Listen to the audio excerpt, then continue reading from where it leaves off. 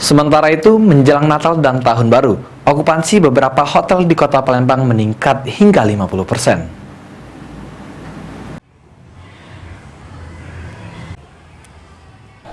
Menjelang Natal dan Tahun Baru, okupansi beberapa hotel di Kota Palembang meningkat hingga 50%. Memasuki libur panjang saat ini banyak dimanfaatkan warga untuk berlibur ke wilayah Sumsel, khusus Kota Palembang, di mana salah satu hunian hotel di Jalan Jenderal Sudirman saat ini meningkat dari tahun sebelumnya. Saat ini hunian yang telah mencapai 50% kamar yang disediakan telah terpesan untuk libur Natal. Pemesanan hunian Hotel Luminor ini banyak dari wilayah luar Kota Palembang seperti Jakarta, Lampung, dan Bandung. Menurut Heri Sulistia, General Manager, mengatakan libur panjang saat ini hunian hotel akan meningkat mendekati libur tahun baru.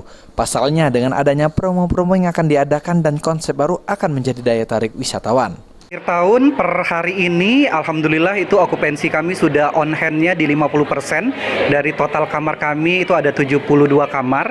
Jadi kami berharapnya 1 minggu sebelum tahun baru kebetulan di weekend ya, di tanggal 31 itu di weekend, ada mungkin 7 harian ke depan akan pick up, jadi okupansi kami bisa jadi 100%.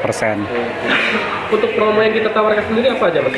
Oke, untuk promo kita di tahun baru kita ada konsep bundling, yaitu jual kamar termasuk dengan makan pagi dan makan malam.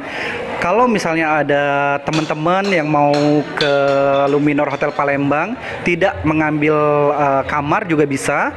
Kita itu konsep tahun barunya ada dinner dengan Latino Night Festival. Kalau untuk yang ikut kamar itu harganya dimulai dari harga deluxe room di 1.250.000, sementara untuk makan malamnya saja di 158.000 per orang. Pihak hotel memprediksi saat malam tahun baru nanti hunian hotel akan meningkat 100% karena sudah terlihat dari sekarang setiap hari tamu meningkat hingga 10%. Irawan, PAL TV.